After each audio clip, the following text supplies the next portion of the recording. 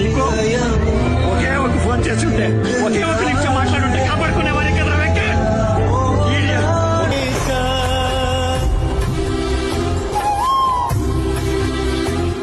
తల్లి కళ్ళలో పొంగే గంగతో గుండె తడిసిపోలేద జగదీశ, ఇటువంటి తల్లి